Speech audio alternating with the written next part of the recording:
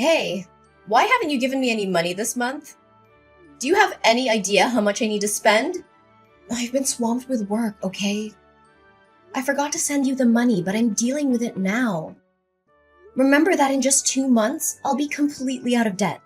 You don't have to keep reminding me of that, do you? Do you think I enjoy being stuck with a useless person like you? You're beyond ungrateful. How dare you insinuate that I wasted my time giving birth to you and raising you just so you could be successful today? Enough! Stop with the sarcasm. Anyone who overhears your words would think you actually love me. You think you're clever, huh? You even had the audacity to teach me about life. But guess what? I need another $5,000 this month. $5,000? For what exactly? This month I want to buy your brother some new shoes and clothes to prepare him for work. And I also want to provide him with proper nourishment so he can keep his strength up while job hunting. He's been feeling down and losing weight because he can't find a job. I can't stand seeing him like this. And how is that my problem? Didn't we agree that I'd give you $10,000 every month until it adds up to $200,000 as a thank you for giving birth to me? After that, we'd cut ties and never bother each other again. I'm not obliged to give you more money to support him. Besides, isn't he just unemployed because he dreams of being a manager or department head rather than taking any job available? How can you say such heartless things? He's your brother, your flesh and blood. He has a decent university degree and he's an extremely talented and capable person. How could he settle for some low-level employee position when he's treated as an errand boy? He deserves more than some menial job where he's treated like a servant. Huh? Don't think that your little amount of money gives you the right to say whatever you want about my son. Whatever you want, but I won't give you any extra money. Oh, hold on. I've thought about it again. $200,000 is probably not enough to compensate for my love, effort, and sacrifices in raising you. Moreover, my son is about to get married. If he doesn't have a car or a house, society will look down on him. So before you cut ties with us, you better buy your brother an expensive car and a fancy house. Otherwise, don't even think about escaping from me. What? That was never part of our agreement, and you know it. Well, I've been thinking. Aren't you the manager of a prestigious company? With your high salary, it shouldn't be a problem at all. Just a few more years and you'll be able to fulfill this obligation, won't you? That's not the point. You clearly understand that I have no responsibility or obligation to cater to your son's life. If it weren't for my father's dying wish, instructing me to take care of you and your brother until he can stand on his own, I would have cut ties with you a long time ago, Kimberly. You're such a heartless monster of a child. How could you prioritize the words of a dead man over mine? The one who raised you? Because he treated me fairly, unlike you. So what about your poor dead father, leaving me to work tirelessly to provide for you and your brother? And now you treat me like a burden. Kim, don't you feel any shame when you claim to have taken care of me? Have you ever treated me to a decent meal or shown me the love a mother should? No, you treated me like a servant. Don't forget how cruelly you treated me. Ugh, why bring up the past? I did what I did to toughen you up, to teach you how to survive in this world. It was all for your own good. Haven't you always listened to your father? Then obey his wish. Give me money, take care of us, and provide for my son and me for the rest of our lives. Dad said, until your brother comes of age. He's already 25 years old now. When will he finally grow up and take responsibility for himself? I don't care about that. You're my daughter, and you will do as I say. You will take care of my son and help him live a comfortable life. And if you can't buy him a house and a car, why don't you use your position as the head of the department to get him a job in your company? You can't let him struggle in this cruel society, can you? Hey, are you kidding me? This is absurd. I won't use my professional position to indulge in your unrealistic demands. I don't have time to joke with you. You have such a prestigious position, yet you can't even secure a job for your own brother? You're completely useless. This is not how it works. This is a professional environment, not a favor bank. Besides, Your son lacks the qualifications and work experience necessary for the position. The recruitment process is rigorous, and I can't just hand him a job. But he's exhausted from his job search. He's constantly rejected by reputable companies, forced to work in lowly positions, and treated like dirt. I won't let my beloved son suffer. But if he works at your company, you can protect him. No one would dare bully him then. Everyone starts from entry-level positions and works their way up. He needs to learn the value of hard work and perseverance. Being overprotective won't do him any good. Ha! So now you're trying to portray yourself as mature and independent, huh? Treating this family like strangers, as if we're not connected by blood. What a waste of my love and all the hardships I endured to give birth to you and raise you all these years. But my dear daughter, I won't blame you for not loving me. I understand. It's all my fault. When your younger brother was born sick, almost on the brink of death, I simply thought you were a strong and understanding child, capable of taking care of yourself. Therefore, I focused on loving and pampering your brother more. But I never imagined it would make you hate me so much. It must be all my fault. All right. Stop dwelling on that old story. Fine. This will be the last time I help him. Promise me that if you make any more demands, you will pay me the full $200,000 and disappear from my life. All right, my dear girl. But remember, make sure to get your brother a good, respectable job. My precious son is not meant to be a mere errand boy or an ordinary employee somewhere. I can't make that decision alone. I will reach out to HR and arrange an interview for him with me and my boss. If he passes the interview, he will be assigned a suitable position based on his abilities. That's the best I can do. That's acceptable. As long as you're there to protect him, no one will dare to bully him. Make sure to tell him not to reveal our sibling relationship at work.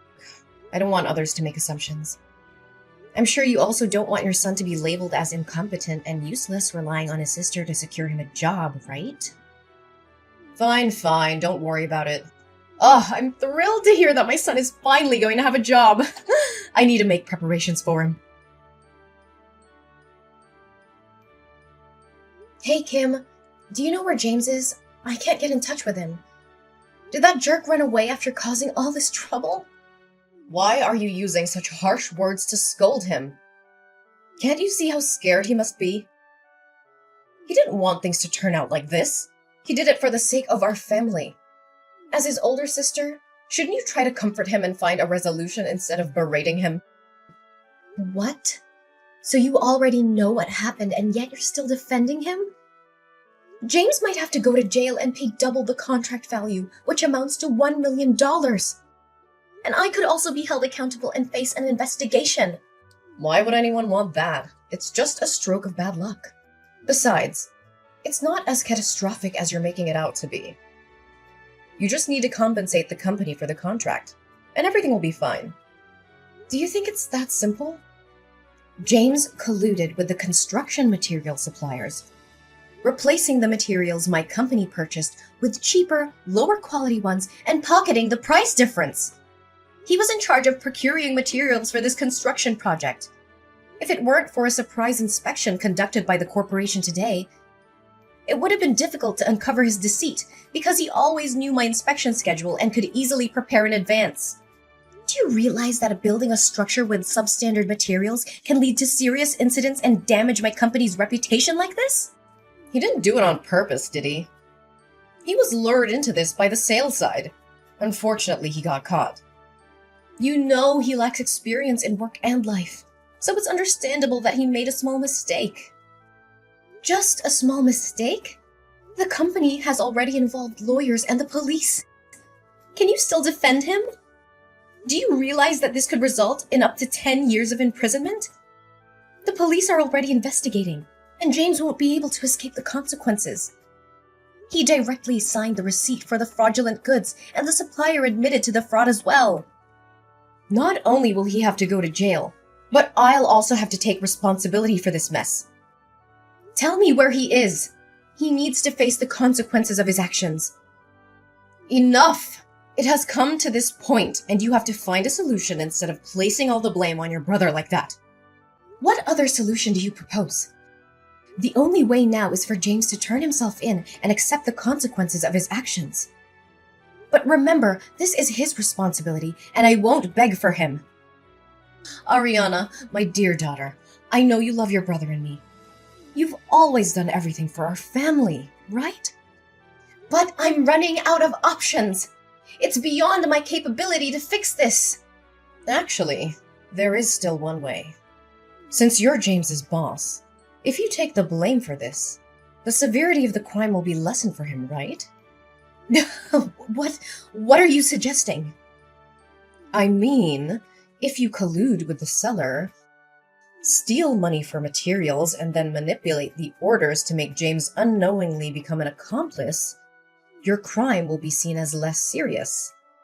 I think your sentence could be reduced by half. So you would only have to go to jail for 5 years, and my son would only need to pay a fine. What? Are you asking me to plead guilty for James and go to jail on his behalf? Exactly. He's your brother, and it's only natural for you to help him.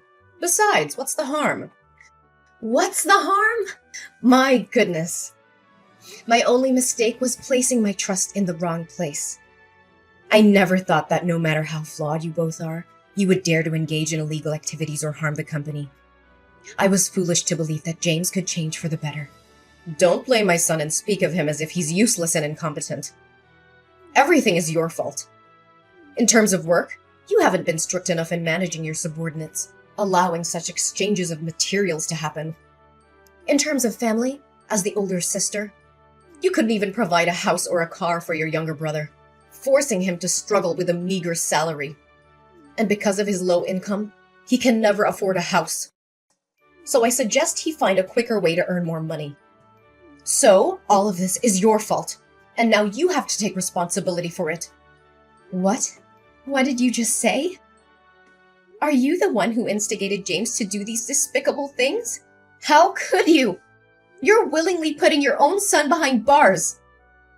I always thought you made my life miserable, but I never expected you wouldn't even raise your favorite son properly. How dare you speak to me so rudely? Is this how you treat your own mother? I can't believe I put in the effort, money, and love to raise you, and now you treat me like an enemy. You claim to have worked hard to raise me? Let me remind you, it was you who forced me to drop out of college to work and earn money to support your son's education. You said that girls would never be as successful as boys, and that I would end up getting married and becoming a stranger. So there was no need for further education. Do you remember how I had to beg and plead with you to let me continue my studies and take up part-time jobs in the afternoons? And even night shifts, just to pay for my own education and support your son? And whose fault was that? It was your father who said you should take care of us instead of him, right? You're such a weirdo. Why do you listen to him more than me? Well, you always favored your son, saving the best for him, buying new toys and giving him whatever he wanted. I had to make do with hand-me-downs from my cousin or items I picked up from charity boxes. I always had to eat the leftovers after your son finished his meal, and I spent my days doing household chores. Thankfully, I had a father who loved me, but he didn't have much money and was constantly oppressed by you. All he could do was comfort me and buy me ice cream whenever he saw me unhappy. Oh, don't say that. I still love you. I always think of you, care about you, and worry about you. So let me ask you this question. If you can answer it correctly, I will plead guilty for James as you wish. Fine. Ask away. I'll answer whatever it is. What day is my birthday? What kind of question is that? Do you think I don't remember your birthday? I am your mother, the one who gave birth to you. Then don't take too long to answer. September 6th, right? That's James's birthday. I meant October 15th. Yes, I'm absolutely sure. That's your birthday. Oh, well, then it must be... Stop it! I know you don't remember anything about me. It doesn't matter. I've made up my mind. You have to plead guilty for James. You're just a girl. You'll get married and become a stranger to me, and even if you go to jail, it won't matter. But James is different. He's a boy and he will be the one to take care of me when I'm old. He needs a bright future, a successful career, and a clean record. He can't go to prison. You can stop with your nonsense now. Do you remember our deal? What deal are you talking about? If you ask me to do anything more than finding James a job, then all previous agreements, including the $200,000, will have to be returned to me, and we will cut ties immediately. Furthermore, you and James will have to move out of my house. So what? What are you gonna do, huh? I have no money to repay you, and I won't leave this house. You have no right to kick me out. I will make a scene and show everyone what an ungrateful, disobedient daughter you are. Oh, I haven't revealed everything yet. Of course I won't demand the money back because both you and James will have to earn another $1 million to compensate my company. And as for leaving the house, I won't be the one to ask you to leave. I'll leave it to the police. You can sit there and wait comfortably because the police will come to pick you up. What? Why are the police involved in this? Do you remember when you accidentally confessed that you instigated James to steal money from my company? Well, coincidentally, the police entered my room at that moment to request cooperation in their investigation, and I conveniently let them read the entire conversation. So, Kimberly, what am I supposed to do now? I can't plead guilty for your son, whether you like it or not. But here's some good news for you. You'll be able to accompany James in jail and not have to worry about accommodation and food for the next, let's say at least 5 years. How dare you betray your own mother? Ariana, you can't do this to me! But we already cut ties. No. It's much deeper than that, Kimberly. From this moment forward, I declare that you are no longer my mother. I refuse to be associated with someone who is willing to sacrifice ethics, integrity, and the well-being of others for personal gain. Our DNA may be the same, but our values and principles couldn't be more different. How can you say such things? We're family, Ariana. You can't just disown me like that. Family is supposed to be a source of love, support, and trust. But you've shown time and time again that you're willing to betray those ideals. I won't allow myself to be dragged down by your immoral actions any longer. I choose to surround myself with people who uplift and inspire me, not those who bring me down. Ariana, please, I'm begging you to help me. I know I've made terrible mistakes, but I genuinely love you more than anyone, even more than James. You're my daughter, and my heart aches at the thought of losing you. Begging for help now, Kimberly? After all that's happened? It's quite ironic that you claim to love me more than James. Your words hold no weight when your actions have shown a different story. Ariana, please, I'm begging you to listen. I know I've made mistakes, but deep down, my love for you has always been greater than anything. Please, Ariana, I'm on my knees begging you. Don't turn your back on me. You're my daughter, my flesh and blood. Kimberly, love is not a bargaining chip or a means to escape the consequences of your actions. I need to prioritize my own well-being and the well-being of others. I'm sorry, but I can't be the one to save you from this. It's time for me to move forward without you. So here's how things turned out in the end. Kimberly and James, well, they didn't get off easy. The judge threw the book at them and sentenced them to a solid stretch in jail. James got slapped with a 10-year sentence, while his dear old mom, Kimberly, got a solid 8 years. Ouch. As for me, well, I managed to dodge that bullet. The investigation cleared my name, and I was found innocent of any involvement in their shady schemes. Can I get a hallelujah? It was a huge relief, let me tell you. No bars for this gal. But you know what? I decided it was time to make a fresh start. I couldn't stay in that house anymore, with all the memories of deceit and betrayal lingering in the air. So I packed my bags, sold that place, and bid farewell to that chapter of my life. Good riddance. I landed in a new town, ready to hit the reset button. And guess what? Fate had a little surprise in store for me. I met someone special, someone who saw past the scars and the baggage I carried. They loved me for me, flaws and all. Talk about a breath of fresh air. Together, we embarked on this crazy journey called life. We laughed, we cried, and we built something beautiful. It's amazing what can happen when you let go of the past and open yourself up to new possibilities. Love found its way into my heart, and I couldn't be happier. So here I am, sipping my coffee and reflecting on how life can throw curveballs at you. But hey, I made it through. I'm stronger, wiser, and surrounded by love. The darkness may have tried to bring me down, but I emerged victorious, ready to embrace the future with open arms. Here's to new beginnings and writing our own happy endings. Cheers!